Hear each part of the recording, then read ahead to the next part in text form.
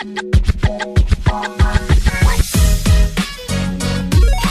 Everyone, welcome back to my YouTube channel. मेरा नाम है अंकिता शर्मा और मैं आ गई हूँ एक और नए वीडियो के साथ। सीनियर और जूनियर का रिलेशनशिप। जब आप कहीं पे जॉब करते हो तो एक पर्सन जिसके अंडर आप काम करते हो, चाहे वो आपका मैनेजर है, चाहे वो आपका बॉस है, चाहे वो आपका टीम लीडर है, मतलब कि आपकी कंपनी में या आप जिस भी डिपार्टमेंट में जॉब करते हो, जो भी टाइटल वहाँ पे दिया जाता है,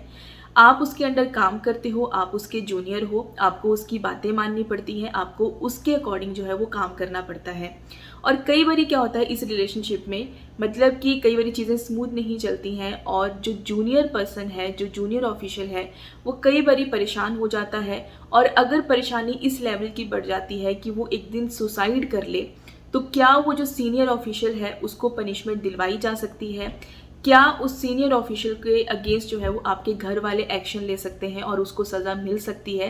इसके बारे में थोड़ी सी बात करेंगे, क्योंकि सुप्रीम कोर्ट की एक लेटेस्ट जजमेंट आई है और जिसमें ये सारी चीज़ें अच्छे से क्लियर करी हैं कि कब एक जो है वो सीनियर ऑफिशियल को पनिशमेंट दिलवाई जा सकती है, कब ये माना जाएगा कि उस सीनियर ने अबेटमेंट ऑफ सुसाइड वाला क्राइम किया है। अबेटमेंट ऑफ सुसाइड हमारे आईपीसी में सेक्शन 306 में था, पहले एक्सप्लेन किया था, लेकिन अब जो नया लॉ है भारतीय न्याय संहिता, उसमें सेक्शन 108 उसको जो है वो एक्सप्लेन करता है। तो थोड़ा सा अगर आपको मैं अबेटमेंट ऑफ सुसाइड का मीनिंग इन जनरल बता दूं, तो अबेटमेंट ऑफ सुसाइड का मतलब है कि किसी पर्सन को उकसाना, उसको हेल्प करना, उसको इंस्टिगेट करना, या उसको इस लेवल का परेशान करना या उसको हरासमेंट करना उसके साथ कि वो पर्सन परेशान होकर उसके पास उसको कोई और ऑप्शन नजर ना आए और वो अपना जो है वो लाइफ ही खत्म कर ले, मतलब कि वो सुसाइड कर ले।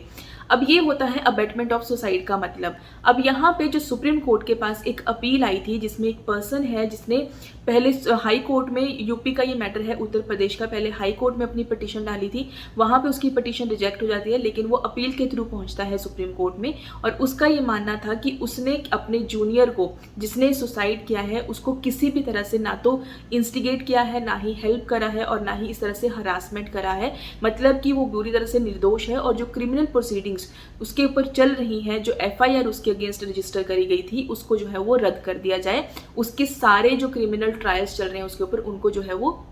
खत्म कर दिया जाए। तो इस अपील को डिसाइड करने के लिए सुप्रीम कोर्ट ने क्या कहा कि सुप्रीम कोर्ट ने उस रिलेशनशिप को, जो एक सीनियर और एक जूनियर का रिलेशनशिप हो सकता है एक वर्क प्लेस पे, उसको जो है वो 2 कैटेगरीज में जो है वो डिवाइड किया। तो सुप्रीम कोर्ट ने कहा कि सीनियर और जूनियर का रिलेशनशिप जो है वो एक फैमिली की तरह हो सकता है, एक आपका फिजिकल तौर पे आप जुड़े हो, आपका रोमांटिक रिलेशनशिप हो सकता है, आपके इमोशंस जो है वो एक दूसरे के साथ बहुत ज्यादा जुड़े हैं, ऐसा रिलेशनशिप बना हुआ हो सकता है। दूसरा है कि सिंपल आपका प्रोफेशनल रिलेशनशिप है, मतलब कि ऑफिशियली जो आपका एक दूसरे को लेकर एक्सपेक्टेशंस है, आपके लॉज क्या कहते हैं, पॉलिसीज क्या कहती हैं, है ना, आपके जो रूल्स एंड रेगुलेशंस है क्या कहते हैं कंपनी के, एक रिलेशनशिप आपका वैसे होता है। सिंपल आपका प्रोफेशनल रिलेशनशिप है जिसमें कोई इमोशंस का कहीं पे भी कोई कंसर्न नहीं है, जहां पे आपका सिर्फ और सिर्फ ऑफिशियल कनेक्शन होता है, मतलब कि आपका सिर्फ ऑफिशियल रिलेशनशिप है। वहां पे आपकी जो एक्सपेक्टेशंस है एक दूसरे से, वो सिर्फ काम को लेकर होती है। वहां पे कोर्ट का ये कहना है कि जहां पे भी ये ऑफिशियल रिलेशनशिप होता है, जहां पे आपके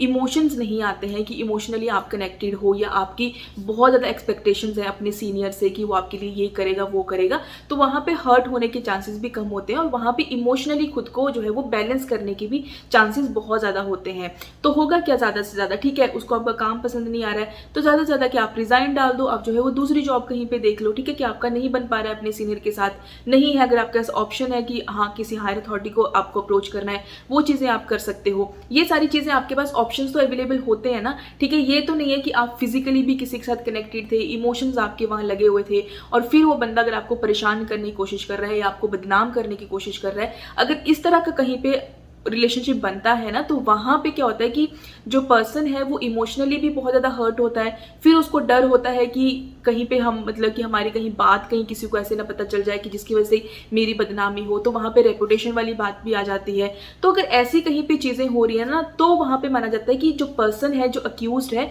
उसने अबेटमेंट ऑफ सुसाइड कराए, ठीक है, कि उसने आपके पास कोई ऑप्शन नहीं छोड़ा, कि आप फिजिकली भी वहां पे कनेक्टेड थे, आप इमोशनली बहुत ज्यादा कनेक्टेड थे वहां पे, तब ये चीजें हो सकती हैं कि हाँ, इमोशंस की वजह से आप वो चीज़ें हैंडल नहीं कर पाए और आप इतने ज़्यादा सेंसिटिव थे कि उसके बाद आपकी जो एक्सपेक्टेशंस थी वो फुलफिल नहीं हुई। तो पर्सन क्या करता है कि मतलब कि उसने क्या किया, अपने आप को ख़त्म ही कर लिया। तो वहाँ पे वो चीज़ें मानी जा सकती है। लेकिन जहाँ पे रिलेशनशिप सिर्फ एक प्रोफेशनल रिलेशनशिप है, वहाँ पे तो एक्सपेक्टेशंस आपकी लॉज, रूल्स एंड रेगुलेशन आपकी कंपनी के हैं, काम को लेकर सिर्फ उतनी है, ठीक है। तो वहाँ पे भी अगर कोई पर्सन अपने आप को सुसाइड की तरफ ले जाता है तो वहाँ पे ये नहीं माना जाएगा कि किसी पर्सन ने आपको अबेटमेंट ऑफ सुसाइड किया है। लेकिन कि इस सिचुएशन को टेस्ट करने के लिए और ये देखने के लिए कि क्या सच में सुसाइड जो है वो उस अक्यूज्ड की वजह से किया है, उसने मतलब उसको उकसाया है, उसने उसको परेशान किया है इस लेवल का कि वो सीधा जाके जो है वो सुसाइड ही कर ले, उस चीज को देखने के लिए जो आपको सबसे पहले एविडेंस वहां पे मिलता है, जो एविडेंस पूरी तरह से सपोर्ट कर रहे होते हैं कि हाँ इसी की वजह से जो है वो सुसाइड किया है,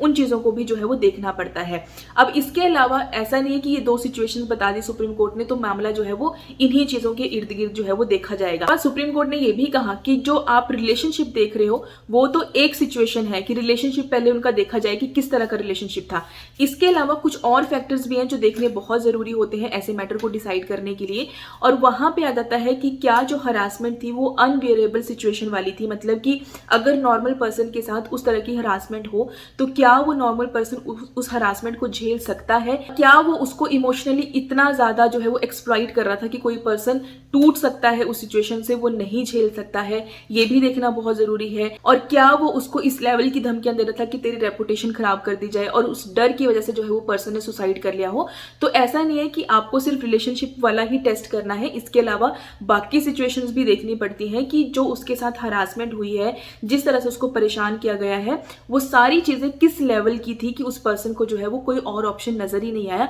और उसने जो है वो सुसाइड वाला रास्ता अपना लिया। तो ये सारी चीजें देखनी पड़ती हैं, तभी किसी पर्सन के ऊपर जो है वो आप अबेटमेंट ऑफ सुसाइड का जो है वो चार्जेस लगा सकते हो और उसके ऊपर जो है वो प्रोसीडिंग्स चला सकते हो। कोर्ट ने अपनी इस ऑब्जर्वेशन के साथ जिस पर्सन ने अपील फाइल करी थी उसकी जो भी उसके ऊपर प्रोसीडिंग्स चल रही थी उनको भी जो है वो रद्द कर दिया, और साथ में सुप्रीम कोर्ट ने ये भी कहा कि ये ड्यूटी बनती है अथॉरिटीज की, जहां पे एफआईआर रजिस्टर की जाती है, फैमिलीज के पास पूरा राइट है कि वो एफआईआर रजिस्टर कर सकते हैं, वो जा सकते हैं, वो उनका पूरा राइट है। लेकिन जो आगे अथॉरिटीज होती है उनकी ड्यूटी बनती है कि उनको ये चीजें समझानी चाहिए, और साथ में आगे जो कोर्ट्स होते हैं उनकी भी जो इंटरप्रिटेशन होती है लॉज को लेकर, उनकी ये समझ होनी चाहिए कि आप किस तरह से जो है वो मैटर को डिसाइड कर रहे हो। तो अब इस मैटर में जिस पर्सन को रिजाइन करने के लिए बोला जा रहा था उसको वो जो कंपल्सरी रिटायरमेंट स्कीम है उसके दौरान बोला जा रहा था। अब इसमें आप ये नहीं कह सकते कि सीनियर ने आपको फोर्स किया कि आप रिजाइन कर दो और उस वजह से जो है वो आप उसको सोचो कि मेरे साथ हरासमेंट हो रही है, क्योंकि वो लॉज कह रहे हैं, आपकी कंपनी के रूल्स एंड रेगुलेशंस कह रहे हैं,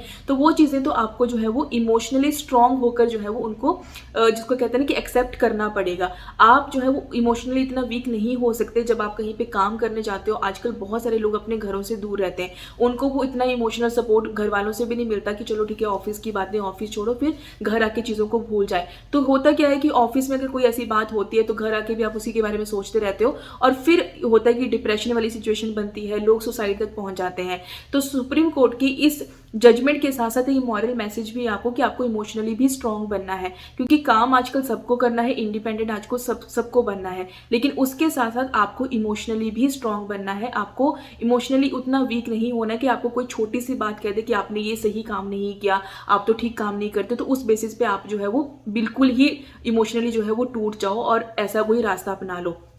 तो और साथ में आपको ये चीजें ध्यान रखनी है कि देखो भाई, अगर आप ऐसी सिचुएशन में जाते हो तो ये चीजें देखी जाती हैं कि क्या आपको सच में मतलब एक होता है कि लंबे टाइम से आपको इस तरह से वो पर्सन कर रहा था कि आपके पास कोई और ऑप्शन बचे ही ना, आपके पास और कोई रास्ता बचे ही ना, और आप जो है वो सीधा सुसाइड की तरफ चले जाओ। तो यही फैक्टर्स देखे जाते हैं, तभी वो अबेटमेंट ऑफ सुसाइड बनता है। अदरवाइज अगर आप ये सोचो कि आपके मर जाने के बाद किसी को सजा मिल रही है, आपको तब जस्टिस मिलेगा, तो आपके चले जाने के बाद तो वैसे ही कोई जस्टिस नहीं है, फिर तो आप चले ही गए दुनिया से। तो ऐसे कदम उठाने से पहले 100 बारी सोचो। तो ये जो जजमेंट है ये दोनों के लिए इंपॉर्टेंट है, सीनियर के लिए भी जूनियर के लिए। आजकल हर कोई काम कर रहा है, हर कोई इंडिपेंडेंट होना चाहता है, ठीक है, लेकिन बहुत जरूरत है कि जो सीनियर है वो भी अच्छे से डील करे जूनियर को, और जो जूनियर है वो भी इमोशनली इतना ज्यादा स्ट्रांग हो कि ये जो छोटी मोटी चीजें होती है कि आप ढंग से काम नहीं कर रहे हो, आपका काम ठीक नहीं, ये सारी चीजें आपको बॉदर ना करें। ठीक है, आप अपना काम सही कीजिए, लेकिन अगर चीजें नहीं ठीक हो पा रही हैं तो आप जो है वो अपने लिए कोई और अच्छा ऑप्शन सोचें, ना कि आप सुसाइड की तरफ जाएं।